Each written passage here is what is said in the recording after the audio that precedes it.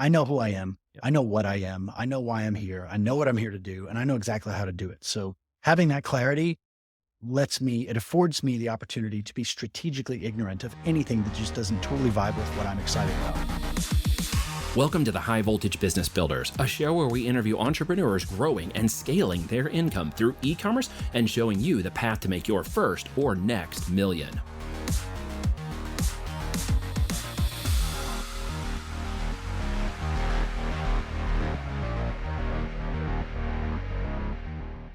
All right, so we are live. It's good to see you here. Did you want to scream like a fangirl, or did you want to just get into the conversation? I've actually been doing that on the inside. It's kind of like a spiritual kegel. You were just like Screaming always on the inside. Well, I have a very new but fast growing friendship, I think, with Jesse. I'll let him determine the answer to that question. But I've enjoyed initial conversations with you and stuff we've talked about. And I thought it would be fun to get on here and just talk to the people about some of the things we've covered and take it whichever direction. Like I said earlier, the universe or the conversation leads us, we'll go down whichever of business or life or wherever you want to take it. So I'm just going to throw it out to the great world today in the universe and say, hey, Jesse, where do you want to go with this combo today? These are my favorite combos, Neil. It's just like sort of this improv philosophy. It sort of takes on a life of its own. Yes. And one thing that I've heard, and I'm curious if you've heard this from either clients or your audience. There's all this chatter, more than a chatter. It's approaching a roar, but about the recession and about supply chain issues. And there's all these things that are happening. Yep. And, there's no question they are happening. I'm sure it's all for our benefit, just the powers that That's be. fine here. Always have our best interests. Absolutely. And for somebody who's an entrepreneur, you're not immune to that. You're not immune to hearing those messages.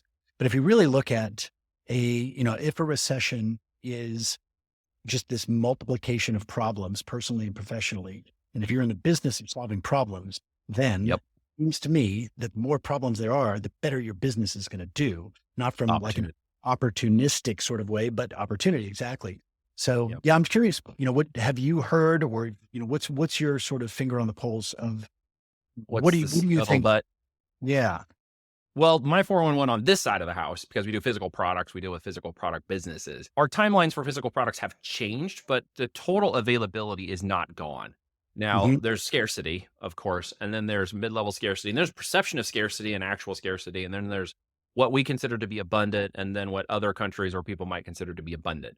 So these are all very intricate nuances in what I perceive versus actuality. So is product still moving? Can we still get product? Are there still shelves full of product? Absolutely. Is there an indication that necessarily is going away? 100%? Yeah, there's indications of that. But then again, there's a lot of misinformation about what's happening. Is there indicators that it's difficult to get in some places? Yes. But what we consider in America to be difficult to get is very much a reward in a third world country. What we perceive as value in America is very different than the perception of the rest of the world. And quite honestly, if some of that changes, I think it's for the betterment of our culture. So I'm okay with some things slowing down. I'm okay with some resetting. I don't necessarily call that a recession, and I certainly don't want it to ever take on a depressionary state. But then again, this was brought up just yesterday. DeSantis said it very well. It's like a recession is when your neighbor loses his job. A depression is when you lose your job. Right. And then the whole economy falling apart is when everybody loses their job. Right. And so at this point, I don't know that that's really a reality, but there's definitely change, and it feels bad. And change for most people feels bad, right? Because they don't take ownership of it. Right. Exactly. If I take ownership of it and I see the opportunity to change, and I'm not opportunistic for pure capitalist purposes, then there's huge amounts of opportunity, isn't there? Always is. And especially the more that the pieces on the board are moving. And if somebody, this is one of the things that I've observed in myself, I see it in clients, somebody who is so entrenched in the day-to-day operations really becomes myopic. They're only able to see and predict things that are in very tight orbits of patterns. And so one of the superpowers, if somebody didn't get anything else from this whole interview but this, one of the superpowers is to take dedicated, intentional time outside of the business. And I'm not talking about just like crack open a 12 pack and just pop down and watch your favorite sports team, although nothing wrong with that. But getting completely outside of your world and entering other worlds. And maybe that's a hobby. Maybe it's a skill. It happened to me a couple of years ago when I love my life. Things are great, abundant, blah, blah, blah. But I get this super clear, like nudge, this little intuitive thing, and it was get land. I'm like, get land. Mm. I'm a nomad. Mhm. Well, I, Land's gonna settle me I down. call, It's gonna I kill call my God. vibe. I just call bro. I don't know how you do it, but we're just like, bro, I'm like, I'm a nomad, but the message was so clear: get land, get land. So I got land, and I started just telling the story of what this land was going to become, and I started talking about how we're going to have this permaculture food forest, and we're going to have this regenerative place, and it's going to be like gamified, and there's going to be obstacle courses, and it's going to be a blast, but it's going to be the finest quality food you can imagine. So I just kept telling that story. Next thing you know, started attracting people who are like the Yep, Avengers. attraction. Yeah. So they just now, The event wait, say that again? The they are Avengers of literally the permaculture? Avengers of permaculture. These are like freaking real life superheroes who can just make things grow. And they're doing all this incredible stuff. That's So cool. the reason I share that is because that was a pretty nonlinear creation. I wasn't Yes. expecting that. I wasn't looking for that. It wasn't on my, on my journal or anything, but the idea came in so strongly. Now, fast forward 2 years, and we have a legit farm. I mean, I have a That's friend came over cool. yesterday and picked up 23 chickens out of the freezer. And it was like, "Hmm, this is It's a really different experience, right? I mean, I get it because we've done totally that. I've done that. We're 9, almost 10 years into our process, and we've got the meat birds and the regular birds, and we got the yep, ducks, and we've got the other things, and we've got yep, the 2,000 square foot garden and the heritage seed mm, this, and it wasn't anything that just happened overnight. It's been a right, process right, of learning, and now it's, meat birds, and in the homeschool group, we've gone around and processed the mm, first set, and we're gonna go to the next group and process. Kids are learning, like, incredible things, right? that's the About way. hands-on and gardening and horticulture and Yes, management and lifestyle and all this stuff that people talk about. We're actually doing it every actually day and doing, still trying to and maintain and and maintain. these kids are learning about life, and they're learning about Yep. themselves, Power of it. learning communication, all these things. And so Huge. I share that as an example because when you have something outside of your business that you are equally passionate about, equally inspired by, it creates all these neural connections that wouldn't exist otherwise. And it's an unfair advantage. You get outside of It your is an business. unfair advantage. Yeah. And I think that's just what's funny and why I pick on it if you follow my newsfeed, is that people want to make fun of us as homeschoolers, but then they send their kids into the rooms with the little round things and put the masks on them and then teach them all Right. this crap. And they think we're the ones that are off and nuts. I Yeah. think they're crazy. Right. Because my kids learn like the homeschooling aspect with the way we run our lifestyle means they get horticulture, chores, time management. They structure activities. They have freedom to do what they want once they do their work. They have time set schedules to certain activities that can adjust, but sometimes you got to stay with it because the animals need you. So you got to Right. go take care of them, and the garden needs you. So you got to Right. maintain that. And you have And there is a, it's there's an actual relationship with reality, not just a the, reality relationship. That's a great way of saying it. Yes. yeah. That's a very great, Well, I'm going to I, borrow that phrase. it's all yours. I was homeschooled all the way. I never went to school, never sat behind a desk, never took a test, never was in a classroom. And I graduated homeschool when I was 17, moved out. Was very, very proud. I did go back for my master's when I was 20. I moved back Nice. home. So I have a master's in homeschooling, but I've never heard that one before. the experience of just getting to, follow follow your heart, follow your Yep. interests. Yes. And I remember telling my parents at 17 years old, we're at the dinner table, and I said, this is what I'm going to do for the rest of my life. And they were just like, awesome, cool. There's such a freedom in that, right? And I didn't get that. My dad was a very hardworking guy, God bless him. And he worked for the one company that sold itself to another, and still in 28 something, 30 years before he retired, he stuck with that. Mm, And he never really had that entrepreneurial drive. It wasn't instilled in him, but he was a curse breaker. Like we were talking about this on one of the podcasts earlier. He broke a generational curse. And thanks to him, I was given the opportunity to think differently about it. While I didn't come from abundance and wealth, and we had just enough by American standards to be okay, right, I had to get out and do work. I had to hustle. I was in the public school system, and I still, had a job that I created mowing lawns so I could make some extra money to do the things I wanted to do because there wasn't any extra money. And that immediately taught me the value and work ethic and ability to get things done. And I think that's been missing. And that is, I believe, one of the things that's got a curse literally upon the last generation we've seen. We'd like to make fun of them, but honestly, they're a fair shot. They got so much abundance poured into them that now their parents are going to have to raise their kids.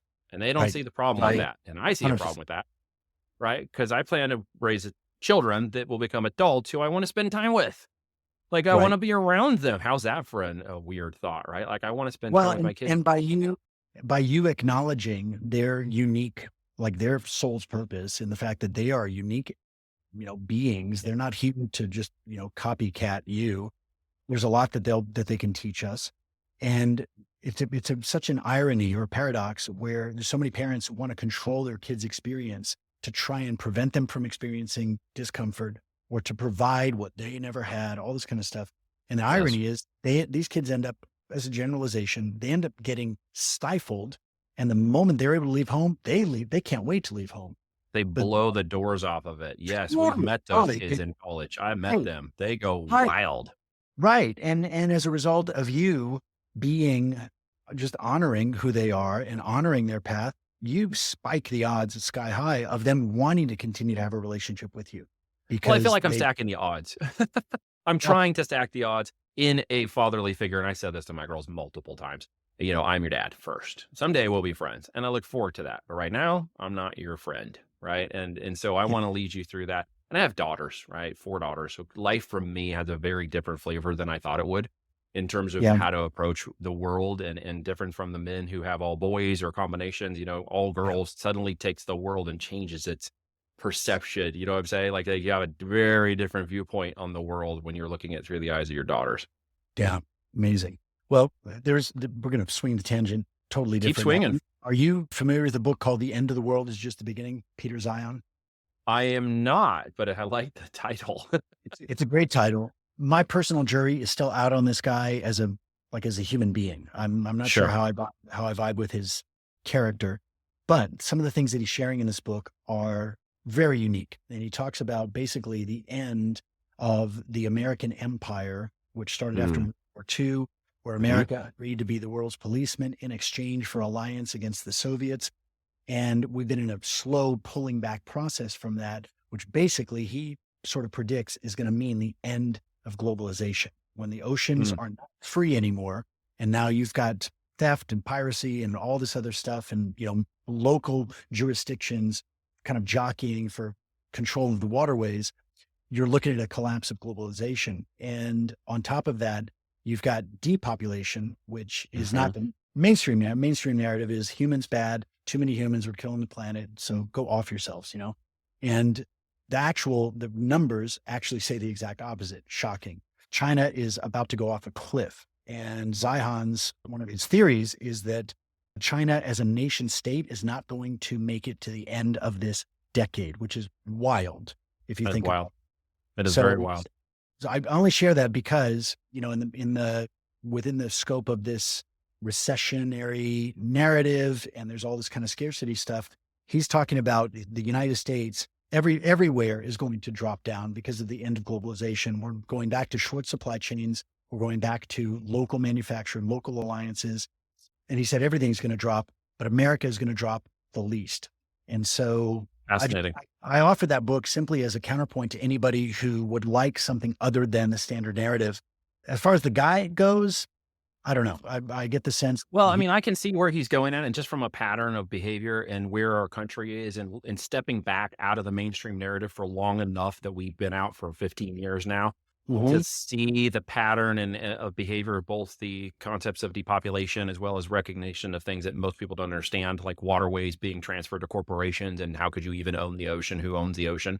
But Yeah. they actually own parts of the ocean and shipping lane channels that they control where no one can stop them. It's like, what? How did you get to that level of crap, right?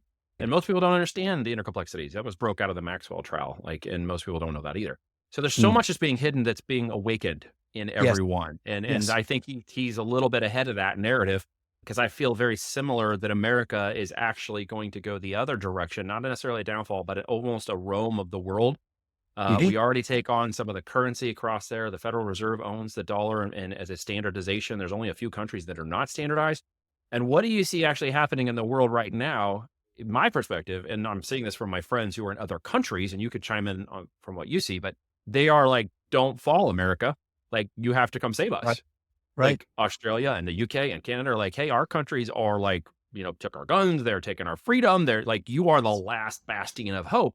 And it's dawned on me the other day that how do you get 100 million Americans who'd be willing to fight the largest standing army in the world with 300 million guns to actually become passive in the nature that they wouldn't be aggressive with civil war or other concerns and fears? And I actually think that it's a turn. It's a turn in which America becomes a more of a world dominating force. So America doesn't fight it. They want it. And the other countries who want it capitulate to America. And we have the new Rome, which Right. if there's a lot of indicators, including even biblical references that lead to some of this. And it didn't dawn on me until just a few months ago that there's a real chance that that could happen.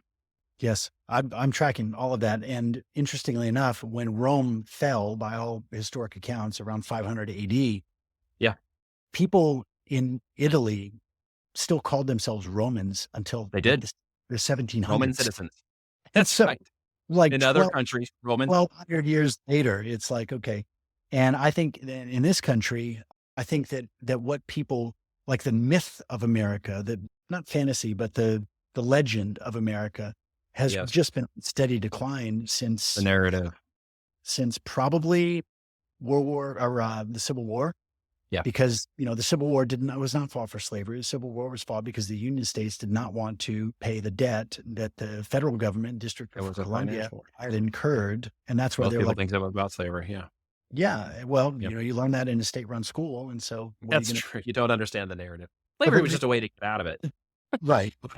Well, here's what fills me with just so much hope and energy and excitement is the understanding, and you and I have talked about this a little bit, the increasing understanding that there are actually two jurisdictions in Yep. America. There is the Absolutely. geographic jurisdiction, which Mhm. is the United States or America. And then there's the United States of America, which is a for-profit corporation based in DC. And so people actually have two citizenships and they don't know it. There's some great case law on this. There was a guy literally named Gary Cooper, like the actor, and he was in front of a magistrate, federal magistrate for taxes or not paying taxes. And he says to the judge, he says, Judge, I would like a judicial determination. Am I an American or am I a citizen of the United States? You know what the freaking federal judge says? Says, well, you're both. You're both. Did you know you had two citizenship? Most people don't know this. So I did know if that. you, I so if you're did. But not a lot of people on this geographic, podcast might know that. most people don't, but that's what's Yeah. exciting. More and more people are starting to Exactly. realize this. Waking up. And there's plenty of case law to verify it. This is not conspiracy. This is just Nope. not talked about. So when you are, as an individual born within the geographic territories of America, you are a United States citizen. You're Yeah. also a citizen of the United States. And some of this semantics, but basically you're born completely individual, completely free. And then at birth, if you're born in a hospital, you get a birth certificate. And now there's a corporation formed, which has your name on it, but it's in all capital. And then for the rest of your life, they are doing business with that corporation. So all of that requires consent. And this country is based on Roman canonical law. One of the precepts is that the failure to refute an accusation or an assertion is the same as consent. So it's like if you and I were at a party and you're like, hey, I want you to meet my friend Jesse, but you didn't say Jesse. If you said, hey, I want you to meet my friend, his name's Bill. Well, if I don't say anything, everybody's going to think my name is Bill. Right. So I have to say, actually, my name's Jesse. And you refute the falsehood at the outset. So what does that have to do with the law? Well, basically, if somebody says you owe this fine, you owe this tax, that's an invitation to contract. That's an offer of contract. And it's only through consent that it becomes valid. So you can just say, no, thanks, I'm good. And they can threaten and scare you and all this kind of stuff. But absent an injured party who has filed a claim, a verified claim before the court, then there is no crime.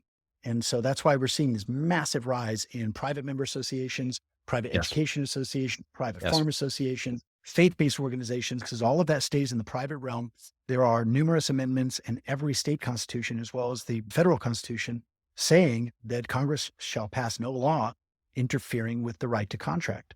So you can form a Yeah. member association, it could be $1 for a lifetime membership. I would sign a member agreement, and now whatever happens between us stays between us. No need for licensing. You are a 508c1a, which means you are a tax exception. You don't even have to file. Like it's right there in front of everybody. And that's what You I'm just have to fired have up. confidence and not fear to approach it. Because what's the first thing that everybody says when their cognitive dissonance kicks in? You're Well, going I to don't want to get sued like by the most government. I people don't want to go to prison. Yeah, exactly. It's all the fear that we have heard for our entire lives that kicks in. And trust me, I'm not immune to that. Sure. But I've made inroads to structure it so that I pay them the least amount possible. and you and I discussed a little bit of like this, within legal compliance of the law while still paying something to just make sure I disappear. Not Mhm. because it's what they feel is owed or what I feel could be a concern, because the end result is, while others might be a fear of audit, not that I'm trying to bring this on myself, I'm not actually fear. That's just an inroad to prove, hey, I'm actually Neil.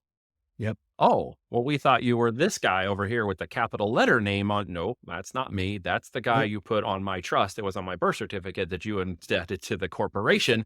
That's Exactly. not actually me. I'm the citizen, quote And unquote, that of Rome, the and that Republic. when that was fraud, and there was no statute of Yes, limitations on fraud. So the moment you discover correct. fraud, the moment you refute the fraud, then it's no longer valid. You There's reject a the fraud.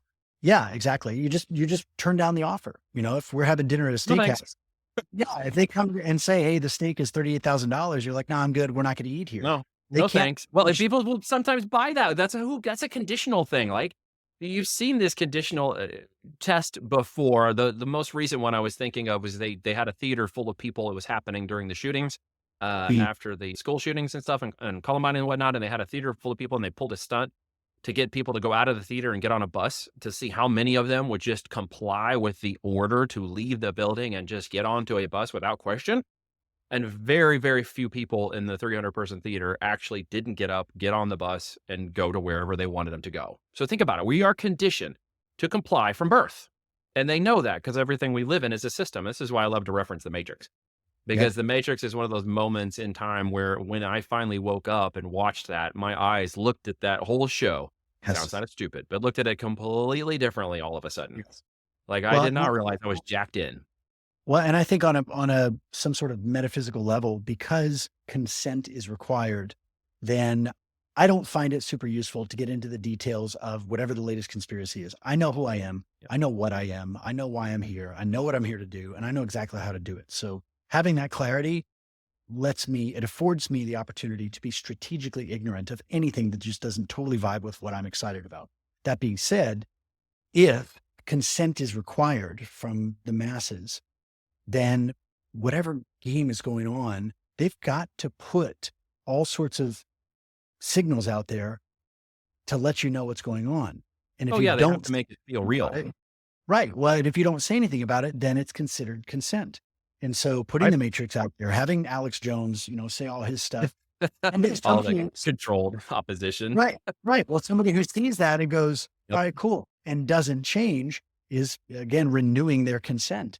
But it's so cool when, and I am filed taxes since 2014. And I got a call from a lawyer I'd given some money to a couple of years ago. And this is not advice. This is just a description of what I found useful. The lawyer calls me, very serious. And he's like, Mr. Elder, we have an attorney or a IRS agent. They're going to audit you and you really need to fill out this form. But I'd already put 400 hours into studying the law. I'm like, there's actually no law that says you have to pay personal income tax. If you have corporation, you've already agreed through contract. So that's different. But I'm a man. You can't tax a man on his personal income any more than you could tax a tree or a cloud. You're part of nature.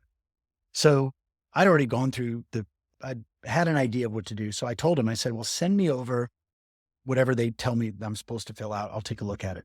So I get this document, this official document. And dude, it looked like a chimpanzee on ketamine put this thing. Yeah, those They had one of the interns drop it margin together with all crowns. over the place. There's 4 different font sizes. And I'm like, this is an official document. So, a question on there was, what's your title? So I type in, well, I'm the guy that gets shit done. How many hours a week do you work? Only the ones I want to. What accounting system do you use? Hell if I know. How much money did you make this year? More than Yeah. last year.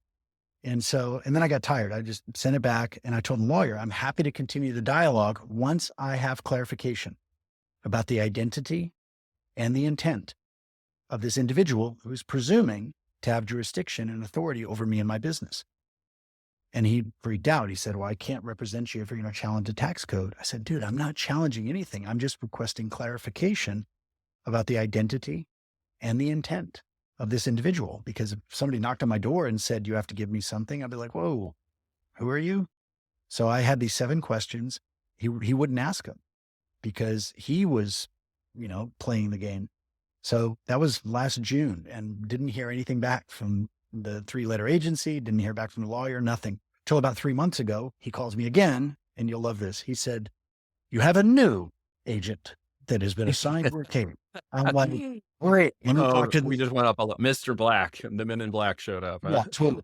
And I'm like, "Great." And I want to see if I can find this. This is hilarious. And again, I do have tremendous amount of respect for people who are doing their job. Like, Absolutely. I don't think there's any, I really think you'd be hard pressed to find a truly malicious person. I think they do exist, but I think most people just don't know what to do. So they look around and they take orders. But Just like the people who got up and went on the bus. They just try to follow the herd and do the right thing and do the better thing and the good thing and the safe thing and all the other things. And I get it. I'm all about fulfilling the terms of any agreement I'm a part of. So the second, like the split second, I see that there's an agreement that I, Jesse Elder, am a party to that has me liable or obligated to pay something, I'll pay it in a heartbeat. In a heartbeat. I'm not a rebel. I'm not fighting against anything. I just am curious about, where's the detail. So I called the agent and I did this meditation before I called and really just got like in my heart. And I'm just seeing this woman, imagining her like going to work, feeding her family, doing her job. I just like felt for this woman. And then I called, got her voicemail, said, "Hi, I understand you're trying to get in touch with me." So didn't hear back. A couple of days later, I get this. Listen to this. This is pretty good. Again, here to Jesse Elder, getting after that or anyone that's stumbling now. And I want to say if there's a time, I know that you wanted to talk to her, that would be good for you next week. You look into the schedule, something like that. She didn't feel comfortable returning your voicemail and running the rules that they have. I didn't get back to me. 512-320-9030. I could Probably don't need to have his It's number. in that heavy. She doesn't feel comfortable talking to you. That's here's the thing. I mean, if I would hope that she's listening to this. I don't want anybody to feel uncomfortable. I don't want anybody. There's no need for anybody to feel uncomfortable. If you're operating in honor, if you're operating in integrity, and if you're living a life of decency and respect, then you should never feel uncomfortable about anything. So there is so much to unpack in this conversation. I'm going to pause this for this point and I'm going to ask you to come back because I think some people on this call are probably like, "What?" And we're going to have to unpack some of the things we brought up today for the next hours. And so I'm going to ask you to come back if that's all right. And we're going to go through this some more and we're going to keep going deeper because I know this is an interesting topic. It's what I'm personally very interested in. I know you are too. From the horticulture to the family lifestyle and of course, understanding the actual complexities of our America, the one you think you live in and the actual one that's being hidden from you.